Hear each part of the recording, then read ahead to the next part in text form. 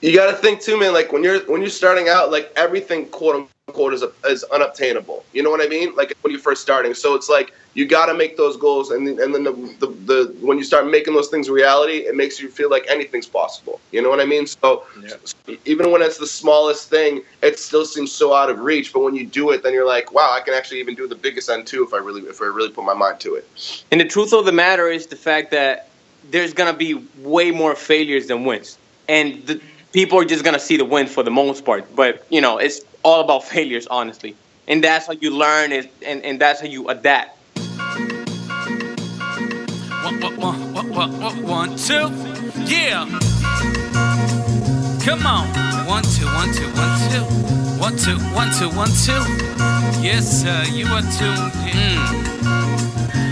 This is for the SB1200, ASR 10s and NPC heroes. This is for the crate digging, loop getting, sound manipulators, the Fruity Loop reasoning machine innovators that pump the bass and frequently freak the kick in a stand till it slaps in your speakers. The sound providers that make sure the song is tight. Shout out to the producers, beats grinding live.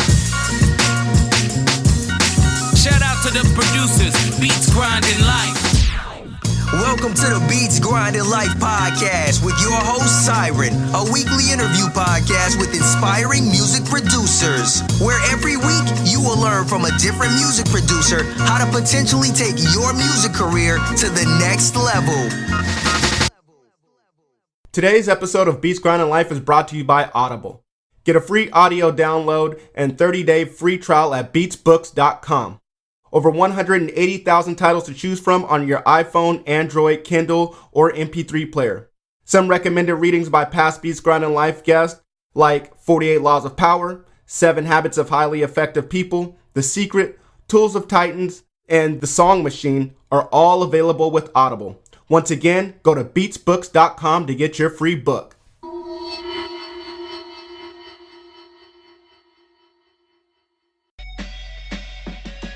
What's up, Beat Grinders? This is another episode of Beats Grinding Life. I'm your host, Siren Beats, and with us today we have the S.U.I.C.I.D.E Squad. Yo. S.U.I.C.I.D.E Squad is a trio of music producers from the Boston area. The squad consists of John Glass, Eddie Randoms, and Melks. Together they have put together an impressive resume which features Token, Joyner Lucas, Passion MC, Team Backpack, Rex, Chino XL, Nito Man, and many more. This April, they are expected to release their debut album entitled 9 Rounds, which will be available on their website. Yo, S.U.I.C.I.D.E Squad, how y'all doing today? Doing good. Thank you for having us. Yeah, no doubt. Thank you guys for being on the show. Really appreciate it. You guys are doing some major things, man, and I can't wait to ask you some questions so that I can get to learn from you guys. Sure, man. We really appreciate the opportunity, for sure. No doubt. Okay, well, hey guys, I just read a brief intro on you guys. I'm sure I didn't cover everything. So why don't you guys fill in the blanks and tell the Beat Grinders a little more about who you guys are?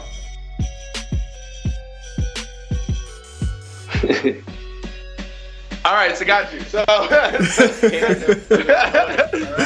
a group out of Massachusetts with 3 producers that don't know who to talk first. We met basically doing a bunch of beat battles, and we, nice. We were competing against one another, and we realized that, we were just fond of each other's sound and style. Not only that, but like, it was just a good chemistry and shit. And so from there we were able to really connect and start working on some records, and it was just so natural that we just kind of all teamed up and found strength in numbers. Dope, man. Dope. Okay. Well, that's awesome, man. Well, I mean, I got to hear about how you guys formed as a group, and that's cool and stuff, but I want to know individually, how did you guys get into music production? What made you guys want to be music producers? For me, John, I kind of fell in love with music at a young age, and just kind of from listening to what my parents listened to, and then kind of just whatever the other friends my age were listening to around 4th grade, 5th grade and stuff. And then over time I just kind of enjoyed it more and more, and then I realized that the music that I enjoyed listening to wasn't necessarily being showcased as much on the radio, or wasn't out there as much. So that's when I kind of started creating music of my own to kind of bring back the things that I used to like listening to. And so I just kind of took it upon myself to start creating some of that stuff. So that was me. Okay. Smells. For me, it was actually kind of weird. I kind of just stumbled upon it just because a couple of friends of mine started, rapping. I didn't want to rap, and I just said I'll make the beats with no prior knowledge to music at all. So I got Fruity Loops, and that's pretty much it, honestly. Okay. Yeah. This is Eddie. Pretty much, it was through Melks. I met Melks through Harvey. It was a group of called Rebel of Arts. Was it Rebel of Arts? Yeah. And he was making beats, and we all just became friends. And then I loved hip hop, so I just started just being around and going to every show, just helping them out. And then eventually, Melks just started doing music by himself, and we would just hang out and I would just be there around him. And eventually, I was like, you know what? I'm gonna just make beats too. So nice. That's how it started. Yeah, caught that bug, man. That's what's up. Okay. Well, Melks, you said that you started off on Fruity Loops. What about for the other two? What piece of equipment or software did you guys start off with? I started with Fruity Loops when I was in college and just kind of messing around with that. I had a cracked version I got off the school server, and I was pretty fucking terrible, for a while. And then I was watching a ton of Boondock videos on YouTube and fell in love with the MPC, and I ended up buying that and never looked back. And since then I was on the MPC for a while, and then these two machine masters over here converted me to machine. So since then I've been using that, and I've been very, very happy with the workflow, and it's the best of both worlds. You get the software and you get the kind of the hardware style of the MPC that I loved as well. So it's been great. Yeah. Okay. Nice. Well, that's what's up. What about Eddie? Same for you. You start off on Fruity Loops as well, or? No. I started off on Machine. Oh, you start off on Machine. Okay. Yeah. Yeah, I got everyone. It's Mel speaking. I got everyone to Machine. Just nice. Mel, he was using Reason, and then he bought the Machine, right? And I always liked hands-on, playing with the drums, the pads and stuff like that. So I was like, all right, I might get that. So dope. That's what's up, man. All right. So who when you guys first started out, who were some of the producers that inspired you guys? Who did you guys want to sound like? Who did you guys look up to? Just Blaze? With the guy Just Blaze. Yeah. I agree. Just as dope because to me, he can do everything, and that's what I've always respected about his production style. He did an album with S.U.I.C.I.D.E a couple years back, The Greatest Story Never Ever Told, which was a more quote unquote underground album. But then he can do songs for Beyonce and Jay-Z, and then but then again he can make house records with Bauer, and it's or make R&B and all this other shit. So that's why I don't know, I love his influence on music in general, not just hip hop. Nice. That's what's up, man. That's what's up. Just Blaze, he's been around for a while, and man, he, like you said, he encompasses almost all genres of music, and he's such a student to the game, and it definitely tells. So, if we listen to you guys' music, is it just as versatile as his? Oh yeah, we definitely aim to just be as diverse, because we love all types of music, honestly. There's nothing that we are not willing to try. Right. Because at the end of the day, it's not just we love hip hop, but it's all about music, and that includes everything, all genres. So. Nice. Okay. Well, that's what's up, man. Well, just going off of, you guys, your love for exploring different types of music. I know, as you explore different genres, and try different things, you're bound to fail sometimes. That's just how it is. When you first start off trying something new, you don't get it right away. And so, I'm sure that you guys have had many failures, but I want you guys to tell me about one of the setbacks or failures that you guys have had as a group, as a trio, that you guys can tell us about. Maybe we can look out and be forewarned for some of those pitfalls.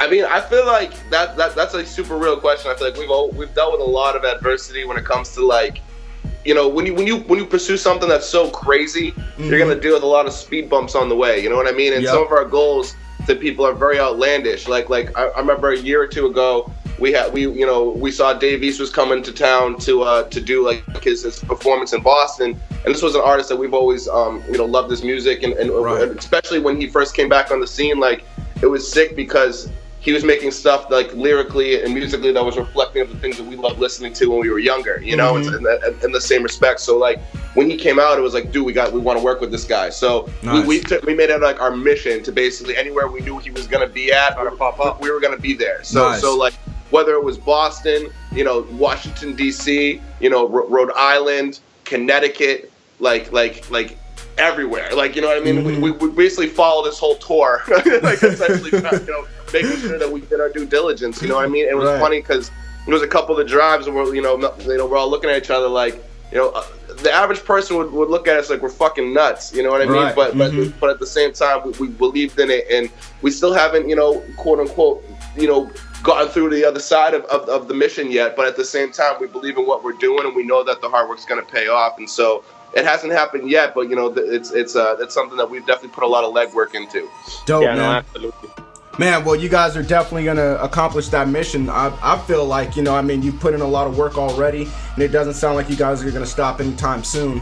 So, man, I'm looking forward to seeing, you know, Dave East on you guys' production credits and hearing what you guys make with them. That will be pretty damn dope, I'm sure. Oh, soon. It's definitely, we put it out there because it's definitely going to happen. There's no question in our mind about it. We believe in it, man, and we've thought about this for some time now, and you know, we know that it's only just a matter of time, like Matt said. Yep, that's what's up, man. One thing that I take from that, you know, is that, you know, you said that a lot of people may think that your goals are outlandish, you know, and that's what it takes, though, right? You have to have outlandish goals. You have to have far out there goals, you know, that you're striving for. And man, I appreciate you saying that. It just kind of reminds me that, you know, just because you have a goal and just because other people may think that it's, you know, unattainable, it doesn't matter. You still have to go after it, man. So thank you guys for that, man. You got to think too, man, like when you're starting out, like everything quote unquote is unobtainable. You know what I mean? Like when you're first starting. So it's like you got to make those goals, and then the when you start making those things reality, it makes you feel like anything's possible. You know what I mean? So even when it's the smallest thing, it still seems so out of reach. But when you do it, then you're like, wow, I can actually even do the biggest end too if I really put my mind to it. Yeah. And the truth of the matter is the fact that there's gonna be way more failures than wins, and people are just gonna see the win for the most part. But you know, it's all about failures, honestly. And that's how you learn it, and that's how you adapt. So nice. That's awesome, man. That's awesome. So pretty much you can't be afraid of failure if you're trying to make it in this game. Absolutely. Yep. Okay. Well, that's what's up, man. Well, I want to know what's the biggest moment that you guys have had in your career thus far together as a unit. What would you guys consider your crowning achievement? I think like forming the group, becoming an LLC, you know, making it legit. I think that's the biggest thing for me. Like we are serious about this and about our business, and you know, we're trying to just come for everything. Dope. You know, dope. Nice. Okay. Yeah, I'd agree with that, because I feel like, you know, musically we've all done a lot of great things individually, but as a group, like we really took it upon ourselves to really make sure we got the business right first and foremost, and like that I feel like is something, you know, you should feel proud about, because what people neglect. Yeah, it's like, people neglect the business side a lot. You know what I mean? And us included at when we were younger. You know what I mean? When we were starting out, because we didn't really know how to navigate through all this stuff. But you know, we're realizing that in order to sustain this for the longest period of time, you got to get your business shit together. So that's what we've really taken the steps to make sure we've done the trademarks and the LLC, incorporated ourselves, and you know, did all the tax things we need to. And we've had some mistakes on the way as well with some of that stuff, but we've learned from it. And the thing is that, you know, we're looking to get even better with it. So I think that's definitely a huge accomplishment.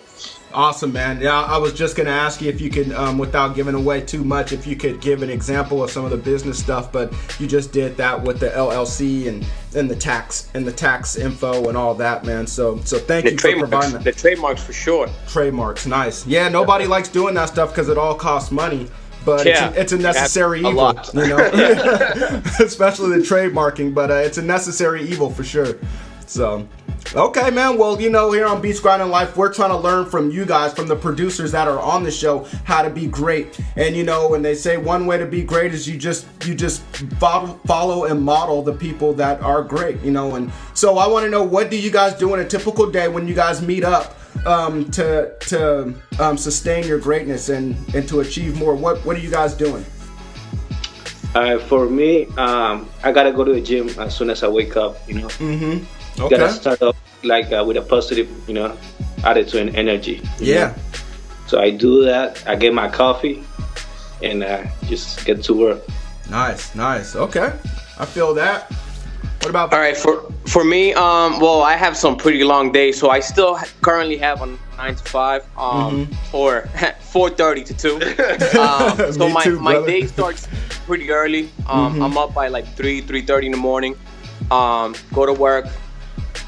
Oh, I try to work, but I'm usually just writing down notes for the music. As far as like business ideas and stuff like that. Right. As soon as I get out of work, so Mondays and Tuesdays, I link up with the guys and we just focus on the business side of things on Mondays, then music on Tuesdays. Wow. Then That's the rest dope. of the week, I'm just working on music, pretty much. Either working with artists or just working on beats. Dope. Wow. Man, I mean, just that, John, I'm not trying to cut in front of you because I know that you're next, but How dare you? No, I was gonna say, how disciplined of you guys to just focus on the business for one day, for one full day. I'm sure you guys have so many ideas going, and you just want to, you guys are creative by nature, and you just want to get in there and create. But just to have the discipline to hold back and do the business side, man. Yeah. I commend you guys. I'm clapping my hands right now for that Dope. discipline, man. It definitely is letting the beat grinders out there know, and letting me know that you got to handle that shit first. So, all right, John. Definitely. Our Mondays are dedicated like every week to kind of administrative work, like figuring out like what emails are being sent out, what emails maybe are adding to the people that we're sending out to. Making sure that getting our social media stuff together, making a plan for the week. Like if we have like an idea of like certain posts or certain scheduling that we want to do, like checking for any shows that's going on for the week, making sure if there's anyone in town that we might want to go see or get some beats to. Like basically just going over all the stuff. Even like expenses, like writing down like our expenses for the week and keeping track of that stuff. So that way Nice. we can be up with that thing when it comes to taxes.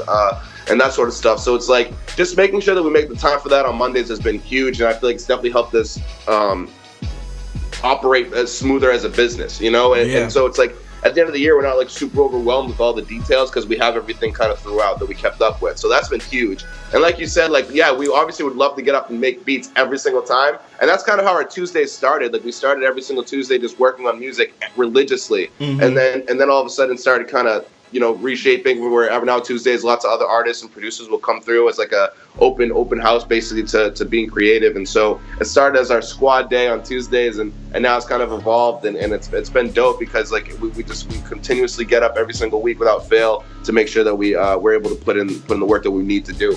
Awesome, man. Awesome. Well, you guys plan your work and then work your plan, man. That's what's up. So, all right, John. Well, I'm sorry for that delay, man, but let us know how your day goes. Pretty much it was just that. Like, I'm a night owl, so I'm usually up pretty late. Like, I'm usually texting with Mel since he's going to work, and so it's kind of cool that way though too, because like we always have someone in our group up 24 hours a day essentially. Nice. Like there's always one of us that's accessible throughout the day within that 24 hour span. So it's actually pretty cool in that way, which is dope. So like we're all kind of working around the clock. So like that's pretty cool. But I usually wake up and just kind of go through social media and my email to kind of follow up on some stuff. I usually set alerts on my social media to anybody I really want to keep an ear out for, as far as like people who are A&Rs looking for music, submissions and stuff like that. So I throw a lot of the alerts on there, so when I wake up I can see like if I miss something or something like that, because I feel like social media now, I'm not on there as much to post, but I'm more like kind of scouting to see what's going on and like what opportunities are available, So I've been doing that usually every morning, and then kind of start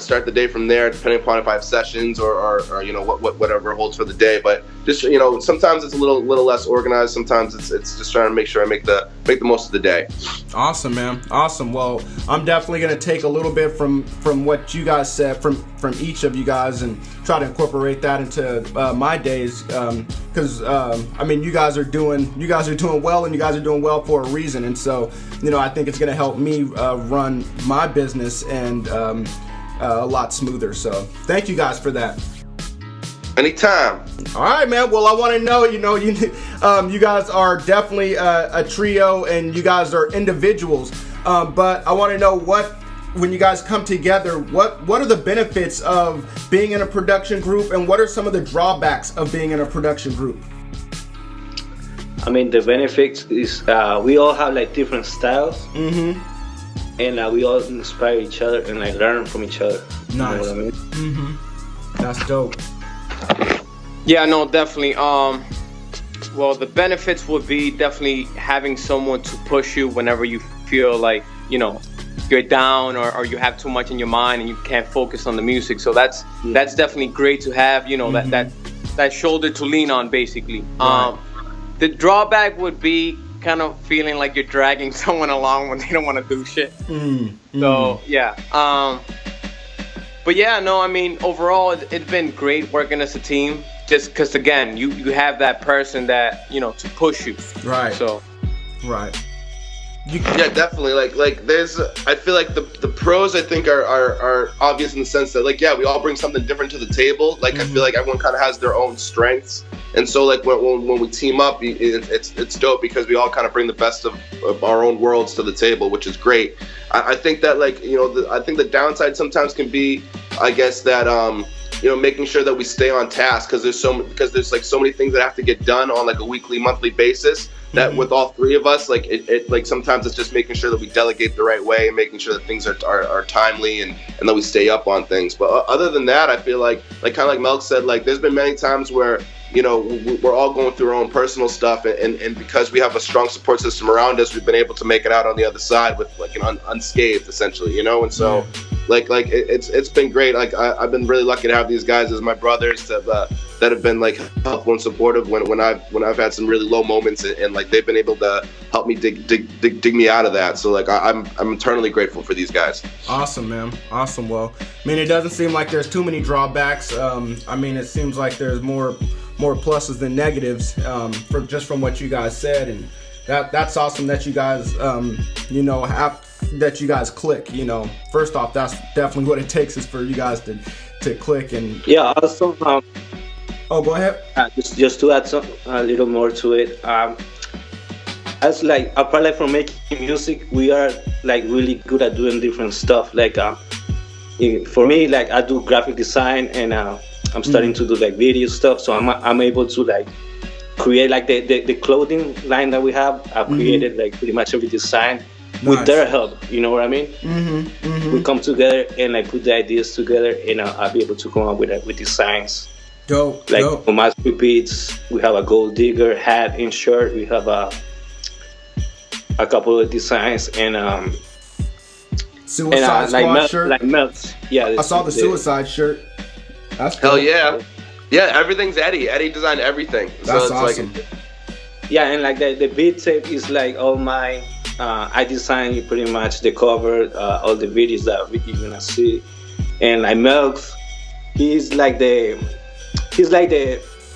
takes care of the finances and all the money stuff, you know what I mean? He organizes everything. staying on task. And he makes sure, like, I bring the discipline. Yeah. discipline, yeah. Which is needed. You know? Yes. And that's the other thing too, like you said with chemistry, it's like, you know, we all have chemistry musically, which obviously is huge, a plus when you're making music together. But not only that, before we decided to really form as a group, we all kind of sat down together and made sure that our ideologies were the same. You know, we all wanted the same things. We all had a similar vision, because that's the thing. Like, if you go into business with people, especially with business, it's like, you know, you want to have the same vision, because if it's different, everyone's going to be wanting to do something different. So the fact that we're all on the same page and we all wanted similar things, it was easy for us to, you know, join together in a line, as opposed to bumping heads and trying to figure out something different.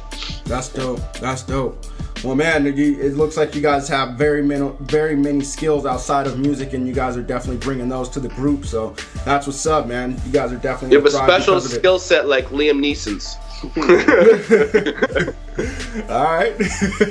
No, I'm just kidding. You know Liam Neeson? You know, like Taken and shit. Oh, okay. All right, the movie. Yeah, okay. For sure. We will find you. We will have this beat. You will get this beat. Nice. And you will love it. Okay. So you guys are releasing your first beat tape this April. Can you guys give us just a little bit of insight into it and give us the creative process and also what we can expect? Yeah, so the beat tape was like something that we like, you know, we have a bunch of different ideas. When we were first kind of forming and stuff like that, we started working with a bunch of different artists and stuff, and we were, you know, as producers, you're kind of like at the mercy of the artist when it comes to releasing music. So it's like you almost have to wait to see what's going on with certain things for that. So with this beat tape, we wanted to figure out how we can have as much control as possible to put out our own music and not necessarily be waiting on outside things, you know. So with that, like that was like the main focus. Like, how can we put out something that represents us well and also shows our versatility, but then like we're not necessarily like having to wait around for certain things.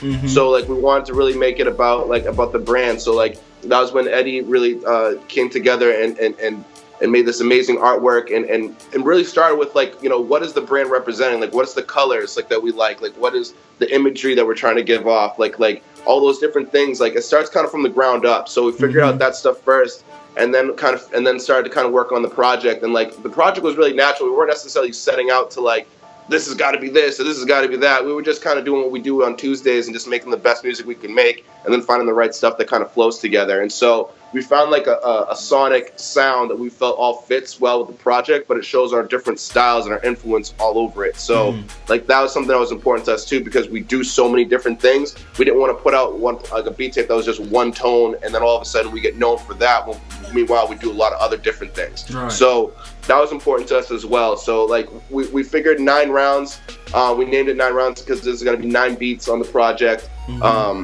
We're pairing it with like limited edition merch and limited edition packaging as well. That's going to be in flash drives that we're going to be bundling and things of that sort. We're offering contests on the website and lots of different other things too to keep it interactive for the people who are checking for it and people who aren't. Hopefully that will, you know, be able to entice them to with all the different promo that we've built up and the different videos and artwork that Eddie's come up with. And we're just excited because it's like our first real campaign as a group, and so it's something we've been looking forward to for a long time, to really have something that we put out on our own, and you know, it's up to us to make sure that it gets the right push and ends up in the spaces that we want it. Nice. Yeah, and the cool thing about it is that since our sounds are so different from each other, we're able to create this unique sound. It's a very unique sound, you know. Right. So like the squad has its own sound, and then John has his, I have mine, Eddie has his, you know what I mean? So it's something that's definitely going to stand out. And, you know, like John was saying, the fact that we work with so many different people, I feel like creating this project, you know, and having the spotlight on us is definitely going to make us stand out way more.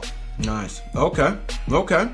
Wow. Well, I mean, just from hearing that, I can't wait to hear it. I can't wait to hear, you know, what you guys' sound is. I mean, I've heard a little bit from just Instagram and whatnot. You guys posting up some of your beats, but I'm really excited to hear this. What's the website so that everybody can go to it and check it out? The website is SuicideSquadMG.com. Okay.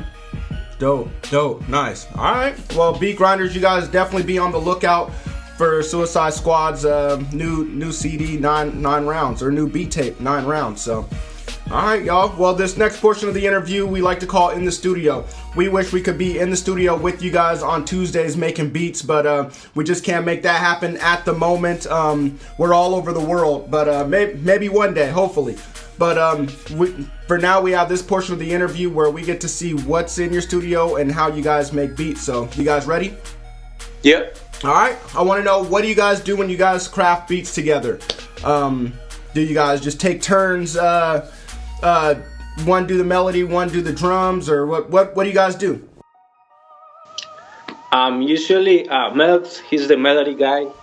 He plays, you know, he's pretty good at playing. Dope. So usually it would be like between me and John, we do like the drums or find a sample. Okay. And like that's how we get it going pretty much. Dope. Okay. How many beats do you guys make together on a typical day? I'd say between easily 3 to 4 beats. Okay. On a good day. Yeah. Nice. That's a good amount right there. Okay. It's one of those things too. Like we know when we get up, there's not always like a lot of time, so it's like we get up usually pretty focused, like ready to go for the day. So like Mel's will really pop in and just take off his coat and his backpack. Like, all right, let's get to work. So like it's just we gotta get in the workflow right away, and it's dope. Like usually one person will be at the machine, the other person will be at the keyboard, and vice versa. And so one person will be kind of recording and controlling like the session, the other person will kind of be adding their ideas, and so we all kind of feed off each other and just round robin it. So it's been really dope that way. Okay.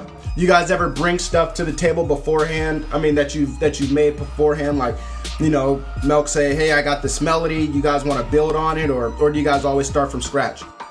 I personally always start from scratch, just because I like to work off emotion, so however I'm feeling is how I start, honestly. Right.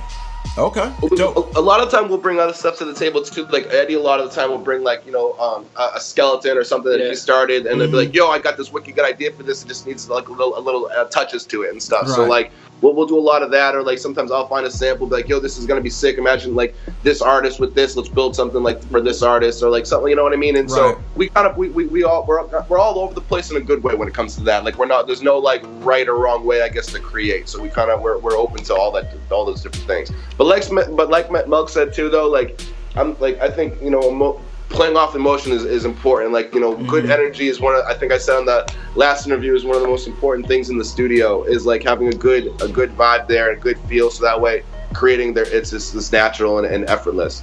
Nice. Okay. What's a not so secret weapon that you guys have up in there? Machine. There's no all day, every day. Nice. Okay. Shameless plug. Yeah, shameless plug for Native Instruments. That's what's up. Okay. Well, what all do you, when you guys come together, what all do you guys have in the studio besides the machine? Is there anything else that you guys bring? I mean, you said that there's a keyboard in there. What else is in there? And what kind of keyboard? Yeah, we got just a MIDI controller, keyboard, and then we have like synthesizer. Yeah, we got synthesizer. We got the microKORG synth. Nice. Actually, we've been having a lot of fun with that, like kind of create our own sounds, which is something we've been trying to get a lot more into. Is like kind of really creating our own textures and sounds that we can use on our own beats. So it's like we have our own signature flavor when it comes to the stuff that we create. Right. So we've been working on that a lot, and obviously that was influenced like through like a lot of the other producers who have set the standard with that, with like Illmind and Jake One and the Neptunes, who have really like created their own sonics that helped create their own like sound with their beats. So like that's something that's really been really dope. But yeah, on top of that, like Melks will sometimes bring like his DJ equipment and stuff too, and we'll rock off that like for like some live performance practice. Okay. And yeah, like machine is definitely like the main weapon of choice when it comes to the studio, and we got some decent speakers, and yeah, I think that, and just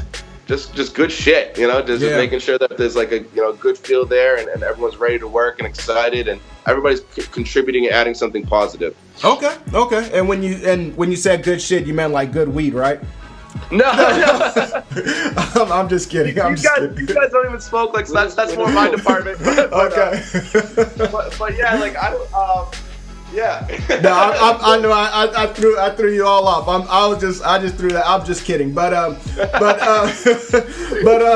so what kind of MIDI controller do you guys have? The microKORG. Okay. No, the MIDI controller. Oh, the MIDI controller. I'm sorry. MIDI controller. I used to have like just like this Casio keyboard that was like my sister's from like Hanukkah, like 1996 some shit, and then but then like ended up our buddy SK ended up bringing by his controller, and it's actually pretty nice. It's got like semi-weighted keys, and it's got some features where you can kind of EQ some of the sounds. It's actually acts as like a control surface too. It's pretty cool. I don't really know the name of it. I think it's like an Axiom of some sort. Yeah, nice. and it's pretty nice. And so we've been using that mainly just because it's got a good feel to it. Okay. And what kind of monitors? Right now I have a pair of Rocket 8s. Yeah, Nice. Rocket 8s, I believe. I have the 3rd generation ones. Nice. I had two other pairs that blew because somebody likes to keep the beats in the red too much.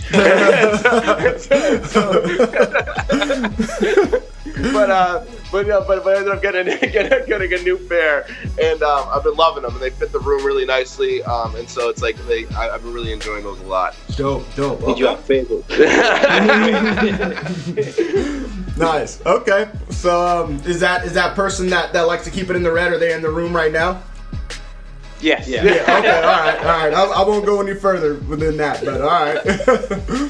All right, man. Well, guys, this next portion of the interview we call In the Mix. We're just gonna speed things up a little bit. I'm gonna ask you some questions. I want you to just shoot them back to me fairly quickly. But if you need to take your time on any of them, please do. We definitely encourage thorough answers. So, want to know, do you guys prefer making beats with samples or without samples? Me with samples. Okay, with samples, nice. Plug in that every producer should have in their arsenal. Massive. Nice, that's a good one. Okay. Do you guys have a book that you think every producer should read? And it doesn't have to be music related, but it can. It sucks it's on me now because I'm not the big reader. That's just more of the reader. So now you take this one. You got a good insight on this stuff. Wow. Kind of threw it at me. So the Kevin Hart book. I can't remember the name now. Okay. Puppies. Yeah, the one with all the puppies. Yeah. Okay. Kevin Hart. I can't make this up. That's the name of the book. I can't make this up. That's right. I did see that. Okay. Amazing book, and it relates to whatever you do, musician, comedian, anything. So. Nice. Okay. Well, I'll definitely provide a link for it on the website. So Beat Grinders, you guys can go check it out if you're like me and if you haven't read it yet. Beat Grinders. You guys are producers and you guys don't always have time to open up a book, but I know that you guys are always listening to audio.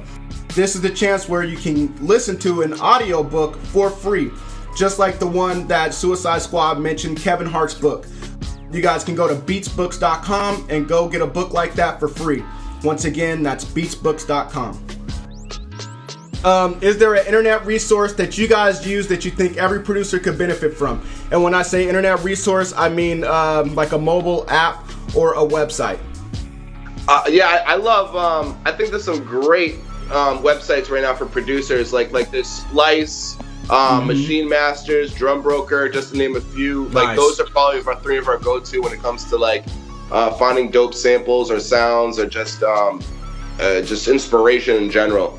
Nice. Those are good ones right there. All three of them. So thank you for those, man. And just Google everything and basically. Yeah. Nice. And Google for sure, man. Okay. All right. What's an album besides one that you guys have worked on that you recommend every producer listen to, and why? For me, I don't know if there's an album, but I just recommend people to like listen to everything. Okay. All types of music, but back in the day, I was really into I just wanted to listen to boom bap and just the music that I like. I didn't open up my mind to other music, and Melks taught me to you gotta be open minded if you want to make music. You know what I mean? You gotta study music. So yep. So I pretty much listen to everything. Nice. So I would recommend people to just listen to everything, be open minded, and just learn. Dope. Nice. I've said it on this show before, I grew up listening to nothing but boom bap, and and I wish I would have opened my mind just a little bit more back then and listened to a little bit of everything. I think I would have been a lot further musically had I done that.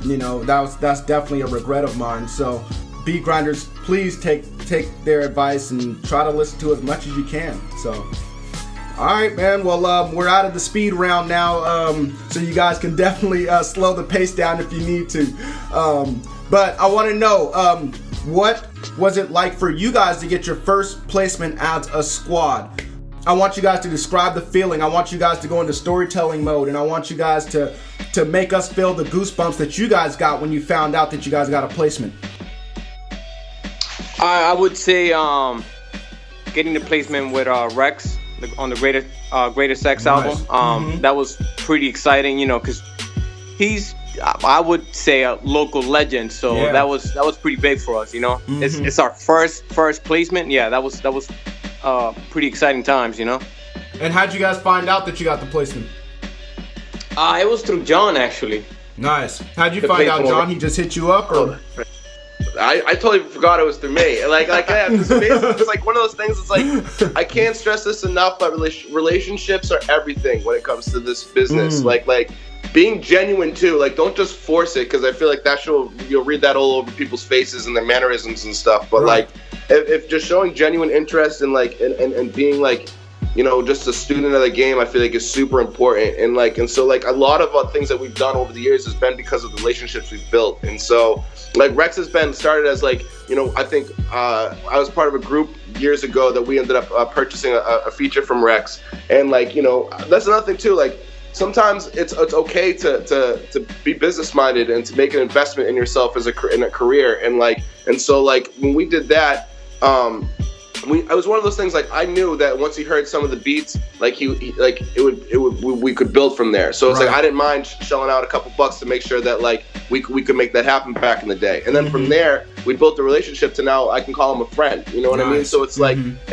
then as that progressed, like, you know, we've spent time getting to know each other, building at each other's houses and studios and stuff. And so like when it came to like, you know, when he was working on a project, it was just easy to make that connection. Like Melks and I have always made a ton of different you know, music and Eddie as well. And so like we've always been really into like trying to create the right thing for the right person. So like when I think this one was a sample that I had given that I had given Melks of like a beat that I'd started, and then Melksified it, and which we usually call is like, oh, remember that thing that I sent you that sounded this way? Yeah, well, Melks made it so different, so it's gonna be like completely different now. So he ended up sending it back, and it was super dope. And I was like, oh, Rex would kill this. And I think when he was either in person or via email or something like that, we ended up getting it to him, and then he loved it. And so that was one of the first ones. And then the other one even before that, I think, was the Eraser Shavings, the shavings joint off Token's project. And so that was a cool one, because obviously, like, you know, the things that we built over the years with Token and stuff, but for our group to have the first like placement through that too was really dope, just because that beat was always like super ill to us. It was like one of our first, like, when we first were figuring out our sound, like that was like one of like the first ones that we made that were like, wow, this is pretty disgusting. And like and at the time too, like we were both like all three of us were very influenced by, like, you know, boom bap mainly, but then we're starting to really accept the world of trap a little bit more. And then like Eddie was one of the biggest like, you know, I don't know, he was one of the biggest supportive, like he loved the boom trap idea of mixing like the boom bap with the trap. So this was one of those beats where we kind of blended some of that stuff together and made something really dope. And like it was originally going to be a cypher for this local TV show / event that one of our homies Rosalind used to put on, and then we recorded this whole cipher to it and everything. And then Token one day was like, dude, what is going on with this cipher? Is this thing ever coming out? I love this beat. And then like he ended up writing this incredible record to it, and the cipher just never came out. And so it was pretty cool how that happened. It was kind of one of those things. Yeah, shout out to Illmind for the boom trap, you know, because he definitely. Go ahead. Like that, when I first heard like Illmind like doing that type of style, like boom trap, like inspired me, you know. So I started like making those type of beats. And like for that beat, the Token, like I wasn't part of it, but like I kind of like got John into like making those type of beats. 100%. I influenced, and that Rex beat, I wasn't part of it either. You know what I mean? But I'm still like super. I celebrated like I was part of that.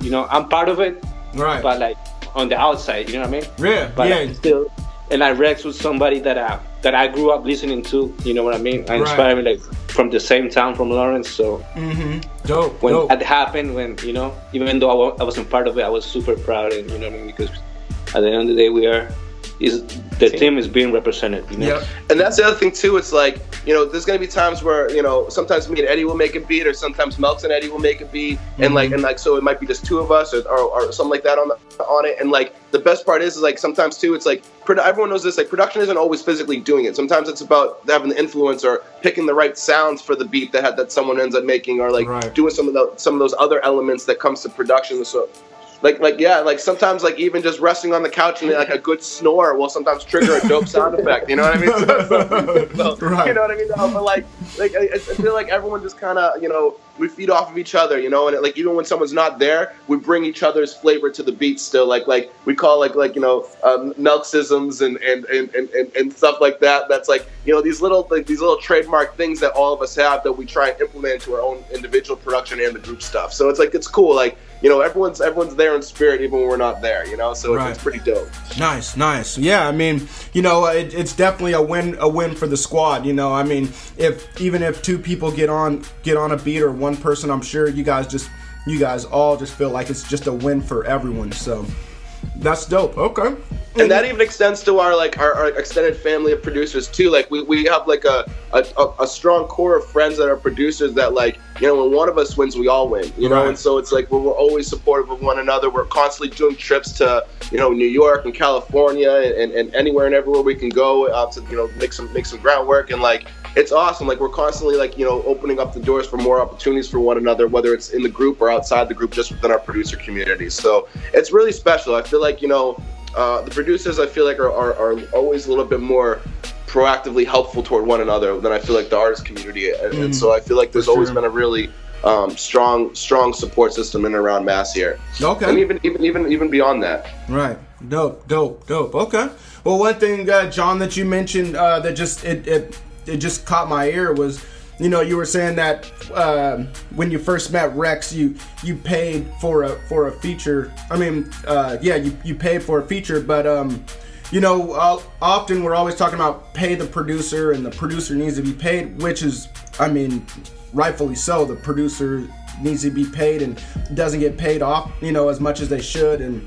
But you know, we never talk about producers making investments like those, you know, and like you said, it led to a friendship with Rex. You know, what if you would have never paid that money and just had that attitude of, he needs to be paying me, you know?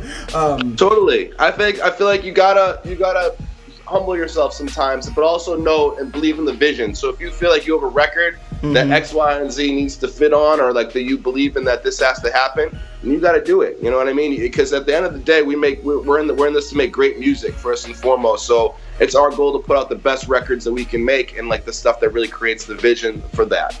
Nice. Okay. Well, speaking of placements, you guys, I want you guys to tell me about your latest placement that you guys have had with Nino Man from Jadakiss's imprint, So Raspy. Hell yeah. Yes. Like we were at the studio one night, and I was like, lately I've been like off.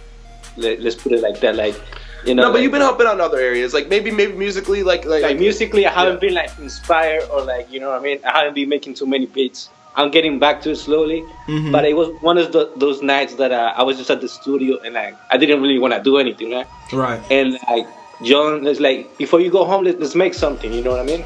Nice. So we just started making the beat, and that's pretty much like John had a sample, and then I flipped it and I added little things to it, and then John came in and he added the drums. Nice. And he did another section of the sample, flipped it a little bit, and we're like pretty excited because it sounded pretty dope. It's like, okay, this is dope. Like let's send it to the Davis folder that we have for him or whatever. But you know, we gotta do something with this because it sounds, you know, pretty dope.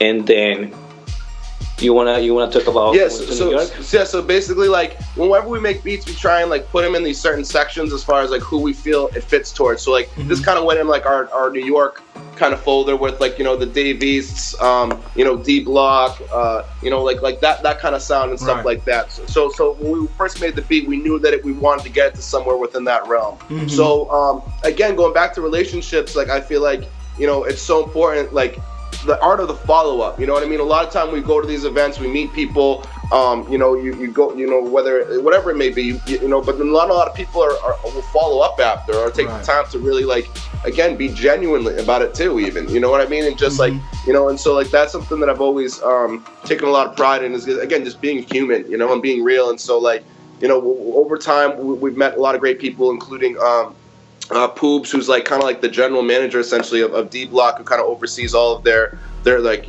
everything basically that goes through those doors. So, I met him at a beat battle. That was like the first beat battle I ever won.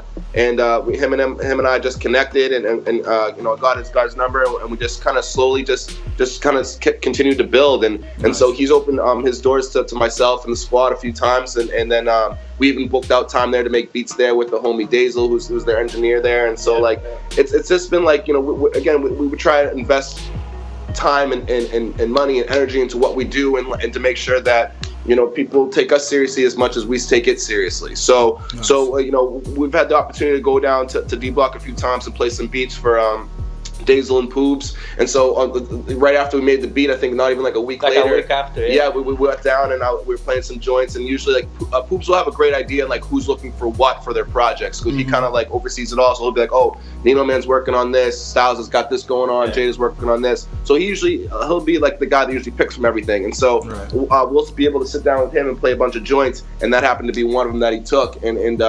And so like not even a week later, I'm have kind of like a shitty week, and like Nino was there too. Oh yeah. So Nino was actually there as I was leaving, and I just kind of introduced myself, and I was like, hey, I just dropped off some beats for Poobs. Looking forward to connecting when the time's right. You know what I mean? So a week later goes by. I'm like kind of I'm going through like some personal stuff, and I'm literally like I do like a trip with my mother to bring up my grandfather's car from down Florida, blah blah blah blah. But I ended up like getting off the plane, and I turned my phone on, and literally I turned it on to a text from Poobs saying, yo, I think we got a joint with Nino Man to one of the beats. And I was like, get the fuck out of here, you know what I mean? So that's always how that shit happens too, yo. Whenever like you feel like you're almost like you've had a little too much, or you're almost like on that cusp of like, damn, it's getting a little rocky, something amazing that kind of brings you out, it brings you back to life. So it's like, that was really a dope moment, because I remember I called Eddie right away. I think I was still on the plane. Like I was like, bro, like, shut the hell up. And like it was just awesome. And so like we were just so stoked, and then not even a week later after that, the song came out. And so like it was so crazy to see, like, because we all know with this, we have records that have been on the shelf for years that sometimes never see the light of day. So for that to happen so fast, it was just awesome. And then it just made us feel good that, like, of all the times we've gone there and all the beats that we've been able to play them, that one stuck, and it meant a lot to know that. We had a good year for what we felt was dope, and we knew that someone within that realm would sound great on it, and it happened. And so Nino Man killed the record, and we're definitely looking forward to making some more with him as well. And so it's just been great. That was a really special one, just because that's definitely like when you work hard for certain things, and sometimes it doesn't happen overnight, you still got to believe in it, and we made it happen a couple years later. So it's like that was rewarding in that aspect. Nice. What's the song called? Crash the Foreign. It's a really dope record, mixed by Dazel over at D Block, and the single's out now on SoundCloud and YouTube.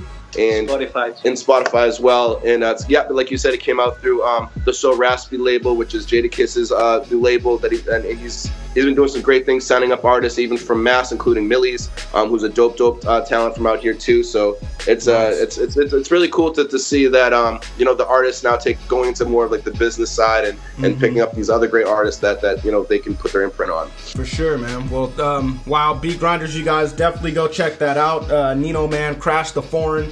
Thank you for that story. Really appreciate it. It just makes me excited for the time that I can share a story like that with other people. So thank you guys for that. Really appreciate it. Absolutely. Like, that's the other thing too. Like, we're all about, a lot of the things that we do, we want to give hope to the next guys coming up, or the next person that maybe is going through similar shit that we have. And so like, the people aren't alone with this shit. Like it's definitely an everyday struggle. It's an everyday battle. It's a marathon, so it's like you got to be in it for the long haul, and you got to think big and think long term, and not just be in it just for the short term change and shit. Really think about what you're trying to do as a brand and how you represent yourself and the company that you keep. And I think from there it's just believing in what you do. Yeah, that's what's up, man. More gems. Okay. All right, man. Well, I'm gonna get you guys' creative juices flowing a little bit here. John, you already know how it goes down. I'm going to ask some questions here, some really crazy questions, but I'm sure you guys won't have a problem at all knocking these out of the park. So the first one is, I want you guys to imagine that we just took down all the faces off of Mount Rushmore. And I want you guys to put up producers. What 4 producers are going up on Mount Rushmore? For me, it had to be Alchemist. Nice. The RZA. Nice. DJ Premier. Okay. I would say Havoc. Nice. You are definitely a boom bap head for real. For sure. Hey, nothing's wrong with that. I would probably put those 4 guys up too on a certain day. That's what's up, man. All right, what about what? All right, so for me, I'd say Just Blaze on all 4. I'm playing. So Just Blaze. Yeah, right. So Just Blaze, the Neptunes, and Timberland. Dope. The Neptunes, both Chad and. Okay. That's what's up. Not a bad answer there too. Yeah, I mean, I would say like they nailed it with a lot of those guys. You know, I outside of rap, I'd say there's I think we mentioned this before. There was this guy from I think it's like Ron Hall, I believe, or from Alabama. That was part of the movement, the Muscle Shoals movement, who I think was phenomenal. Quincy Jones is another one I think is crazy. Paul McCartney is another guy as well. But then I guess for currently now too, it's just I don't know. It all depends on your influence, but I'd have to say Just Blaze has got to be up there for the versatility. You know? Dope. Nice. Well, I'm loving all of those answers. You guys definitely all gave completely different answers for that, and so I can see where you guys are drawing your influences from, and I can definitely see where you guys say that you guys bring something different to the table when you guys create together. So that's what's up. It just gives us a little more insight of who you guys are individually. So that's cool. Okay. Hell yeah. Well, I want you guys to imagine that you guys just left the studio. It's early morning, meaning that you guys were up all night grinding it out, burning the midnight oil, and you guys left with 4 people. Those 4 people are 1 artist, 1 producer, 1 engineer, and 1 random person. Who are those 4 people going to be that make up your dream session? For me, what to be my favorite rapper is Ghostface. Nice.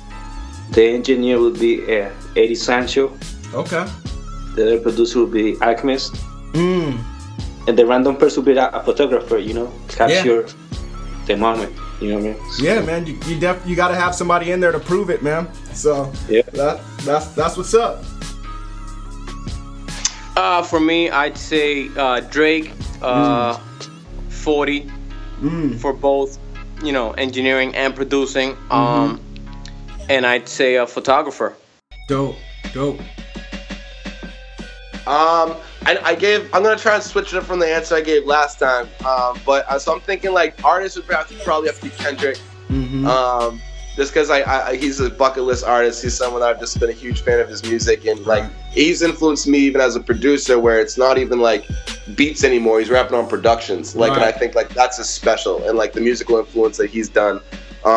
So he'd be the artist, definitely. Engineer, I think Dre, just because the good doctor, you know what I mean? You can never go wrong with a trip to the good doctor. And then I'd say for an outside person, I would probably want Quincy Jones there just to kind of see just to see what he would say. Right. I think he's been on a no shame tour with basically speaking his mind about crazy things. He's been very open, so I think just for that in general, I think would be awesome. Yeah, he would definitely have some interesting things to say. I mean, going off of past interviews, so. 100%. And then I think the last one would probably be my mother, just because I feel like she doesn't necessarily know what I do all the time, and so she gets it but doesn't get it at the same time. So for to be in that room and she's like, I know these guys, that would be really cool, because I feel like that would be that day I could finally hey, look, this is what we do, So that would be really rewarding on a personal level. That would be. Wow. I mean, once again, just like the last question and answers, completely different answers. I'm loving it. Like, you guys are definitely your own individuals, and that's what I love. I mean, like, I'm the type of person, like, I love to hear, like, DJ Premier produce for Bun B, or, just collabs that you would never, ever, picture. Like Premier did the joint with Christina Aguilera, right. And then he recently did a joint with Miguel, and it's dope because it's not like, it doesn't sound like off. It's just like Premier bringing them to his world, but creating the record that fits that artist in his world. So right. it's like, it's really dope to hear that, Right. Yep. And I mean, and the same thing with you guys. You guys are definitely I mean, just going off of these answers, I'm getting the sense that you guys kind of make different music. I mean, I'm sure there's a common theme, common thread that you guys have, but I feel like you guys make different music, and then you're bringing it all together to create something. That's awesome, man. So it just makes me anticipate 9 rounds even just as much. So that's what's up. Dope. All right, man. Well, I want you guys to imagine that you just woke up, and you woke up with nothing except for your knowledge and $1,000. So pretty much you're on a whole nother planet, and you have nothing, no contacts, no music equipment. You guys don't even have each other. What do you guys do in the next week to restart your career? I mean, get a laptop right away. Okay. And like, I'll have to get machine, because I can get I can work on the computer like with Logic or like Reason. I need hardware, So, right. Yeah. Okay. Oh yeah, no, I'm going with the same. I'm definitely just picking up a laptop on Craigslist or pawn shop, whatever, and definitely getting machine. Dope. Okay. Yeah, laptops is I think the popular answer here. It's definitely a necessity. Machine, I mean, I would say I would invest next in a phone and then call one of these guys and use one of their machines. Nice. I do something like that. No, you said like you don't know us. Yeah, you're all alone. Oh shit! All right, I'm all alone. Okay. All right, well then, maybe. Okay, touche. All right. So I'd say maybe a set of headphones, just because I probably won't be able to afford monitors, but I know with the headphones, at least I'll be able to do like a somewhat of a decent mix. And that's the other thing too. Like, I used to be like really against like, I don't know. I've always gone. Actually, I've been back and forth with this. When it comes to mixing beats, like this is like another little thing. Like, I don't know. Sometimes like, I used to always want to have everything perfectly mixed before sending off to an artist and stuff like that. But then then there was a time like, no, because they're eventually gonna use the stems or whatever. So it's like you want to get them that. But now it's like, after playing beats at certain places and like seeing the reaction of like a mixed beat compared to something that's maybe not, like, I feel like mixing is super important because like when you're playing, like when you want someone to feel something when you play your record, the mix is a lot of the times the things that's going to make them feel that. You know what I mean? Yeah. A lot of us as creative people can read between the lines and hear potential and shit like that. But for people that hear beats all day long, they're looking for the best and looking for something that makes them really feel it. So I think a good mix will do that. So headphones. Okay. Make sure. Nice. Long answer short. Well, none of those were wrong answers. All of those are right answers. So yeah, thank you guys for that. Yeah, machine. I'm hearing a lot of machine in this. So Native Instruments, cut the check, please. But all right. Well, I want you guys to tell me what legacy means to you, and also when it's all said and done, when you guys have to hang it up and your music careers are over, what do you want your legacy to be? For me, I just wanna, make my family proud. And Nice. I want to inspire people, you know what I mean? I want to inspire like my cousins. I want to show them that I went for it, you know what I mean? I went for my dreams, and I was, able to achieve it, you know what I mean? So that my legacy is that, and like, my kids, like they be able to like listen to my music, Nice.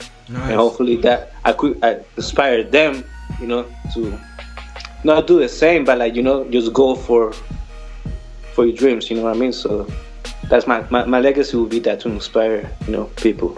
Excellent. Your legacy is started, man. You're inspiring me, so that's what's up. No doubt. For me, I'd say it would be leaving a mark on music, just kind of like the greats do. Again, I'm gonna have to go with Just Blaze. So like, if you hear a Just Blaze production, you know it's him. You know what I'm saying? It's the same thing with the Neptunes, Timbaland, Dr. Dre. You know, and that's what I strive to do. Nice. Where 10, 20, 30 years from now, you know, people are gonna be able to say, "Oh shit, that's a Melks production," or "That's a Suicide Squad production." You know, so that's to me what I'm trying to accomplish. Dope. Yep. Like you said, all the great ones, they all have their signature sounds, and you know that's great that you're trying to have your signature sound, because it seems like a lot of producers are just going for the sounds that are hot. You know, currently at the moment, and you do that, and you're just going to be lumped in with everyone else. So that's what's next up. Next year, man. no one's gonna know who you are, because you're gonna sound just like the next man. So. Yep. Not only that, like Big Daddy Kane used to say, like, don't chase trends, because as soon as the trend dies, you die. You know what I mean? So it's like. Yep. You know, that's a huge part of it too. But like, also, it's like it's good to be up on things as well. But like, a lot of those records get made 2 years. Like stuff you hear now on the radio were made like a year or two ago sometimes. You know what I mean? True. So it's like you do think you're ahead of the curve, or you're making stuff that's now, but you're making stuff even that's 2 years old. So I think making just the shit you love is important, and just starting there. But for legacy and shit, like, I don't know. I feel like it's just. You want people to remember you for all the right reasons. So I feel like, you know, legacy is important in that aspect, because you want to make sure that your imprint was felt. You know, that you made people feel a certain way, whether it was by the music that you made or by how you treated people. And so I feel like at the end of the day, I think it's important that your legacy speaks volumes for you as far as the person you were on this earth. Dope, nice. And so you pretty much want your legacy to. I guess that's what you would want your legacy to be. So I don't even know why I questioned it. Yeah, I want to be remembered for good things, and for having a positive impact, and like helping people, and hopefully, you know, it's kind of like Tupac was always dope to me, because he said, I might not be the person that changes the world, but I guarantee you I'll spark the mind of the person who does. Nice. And so that's kind of always been my mentality with that shit. Dope. Excellent. Okay. All right. Well, I want to know, what's the greatest piece of advice that you guys have received, and what advice would you have for all the producers listening today? I mean, you guys all gave some great advice, but if you had to just give one piece, what would it be? The great advice that I ever received was always from my dad and my mom.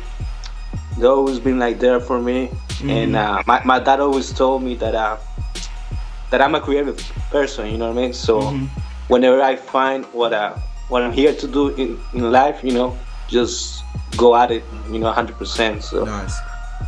And advice I would give to those producers would be just to work hard. You know, never give up, never, and surround yourself with like people that are working. You know, people that are positive, and people that you can learn from. Dope, nice. All right, so for me, I'd say both advice that was given to me and advice I would give is trust your gut and believe in what you're doing. Because a lot of times you're gonna have a lot of different people coming at you, telling you what to do. You know, whether they feel it's the right thing for you to do. But at the end of the day, it comes down to how you feel and whether you believe what you're doing is the right thing to, you know, to be either pursuing or whatever it may be. But yeah, it comes down to that. Just trusting yourself, you know? Nice, dope. I'd agree with definitely with both those guys. Like what they said. Like I think if you have to definitely, it starts with you first and foremost. Like if you don't have faith in what you're doing, then it's gonna show in everything you do. So like you have to believe in that, and obviously it's gonna waver at times, you know, because like life isn't always perfect. But you got to know in your heart of hearts that this is what you were supposed to do and that you're on the right path. So like definitely like self-belief is everything.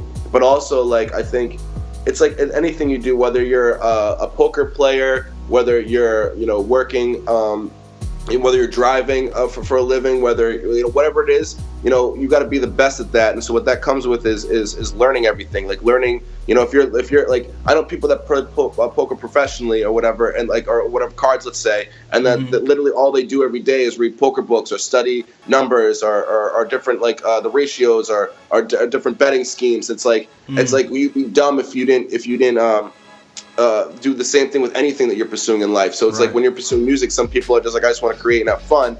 But it's like, if you're not going back and taking the steps to learn the business or learning, about music theory or structure of a beat or studying old songs to hear the sonics, how things are mixed, how things are panned, like all those different things, like all those elements, then you're kind of doing yourself a disservice. So it's like, no matter what you're jumping into, like make sure you jump in with both feet and you soak up everything up around you that thing entails. Dope. Well, thank you, all three of you guys, for everything that you just mentioned. I mean, I could listen to this one answer, every day to jumpstart my day, so, that was definitely great advice from all of you guys. Really appreciate it. Just want to know if you guys have any more last words for the listeners. This is the end of the interview. Just let them know. If you guys want to also shout out the project one more time, let them know where they can find it, when they can find it. And just let them know how to contact you if you want to be contacted. Yeah, so we're always like looking at each other like, you go, no, you go. Just like how we started. Awkward pause every time. I was like, no, we go first. So for the project, people could go to SuicideSquadMG.com. Just follow our social media, Suicide Squad MG, Instagram, SoundCloud. I think we have a Twitter. Yeah, we do. I think we have a Twitter too. It's super active, as you can tell. But we also got No Mas Free Beats too. That's on IG and Twitter as well, and that's kind of the movement that we've been really behind. And like, we have the No Mas Free Beats t-shirts, No Mas Free Verses, and so like. That's kind of one thing that we're about, is bringing value back to the arts. And so like, with some of the people who've come before us and the respect that they've given to music and the appreciation they've given, we're trying to do the same thing on what we're trying to do. Basically we have the new 9 Rounds beat tape coming out this month. We're super excited for. We're doing exclusive listening parties where we perform the beat tape live for a special audiences that we're doing in Boston, New York, and also aiming towards California.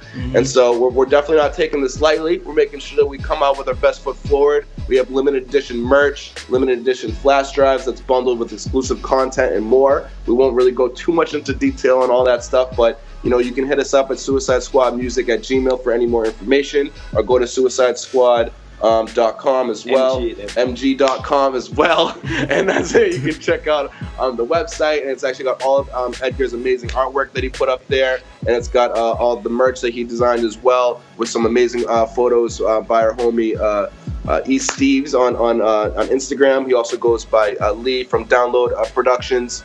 He did our first ever photo shoot and did some amazing graphics for that. So we got a lot in the works, and so if you follow us on social media, like Melk said, or any of those other spots, you definitely keep up with everything we got going on. And Melks has been on his IG war path lately. For Mr. No Facebook has found a new friend on Instagram, and has been posting religiously with lots of great content on his personal page and also on the squad page. So if you want to keep up with all the stuff we have going on, definitely check our social media. We try to stay pretty active on there to keep people, give people a glimpse of what we're up to. Dope. Okay. All right. Well, I just want to thank you guys for coming on the show. Really appreciate it. You guys added so much value. I can go back, listen to this thing, and take notes and listen to it over and over again to get that added inspiration and guidance as well. Thank you, Suicide Squad. Thank you, John Glass. Thank you, Eddie Random. Thank you, Melks, for everything that you guys provided. Really appreciate it. No, thank you for taking the time, man. We really appreciate that. Yeah, no doubt. Like I said, man, the pleasure is all mine.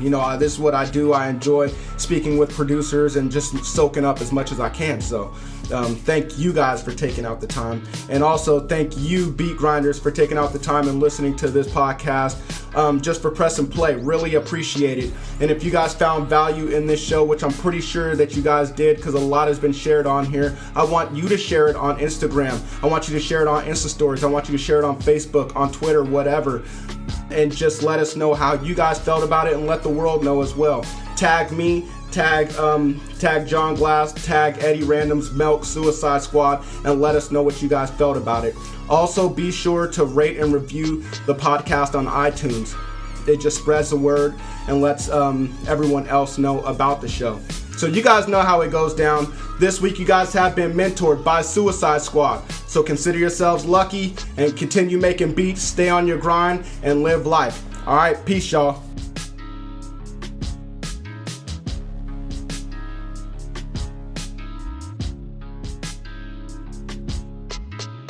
Here at Beats Grindin' Life, we want to thank you for listening to another episode. We want to know what were your biggest takeaways from this interview. Just go to beatsgrindandlife.com and leave a comment on this episode's show notes page. Also, while you are there, go subscribe to the podcast on iTunes. Just click the little button that says subscribe. If you could, please leave a rating and review. Rating and reviews are the best way to show your appreciation because it helps more people find out about the podcast. So until next week's episode, keep grinding.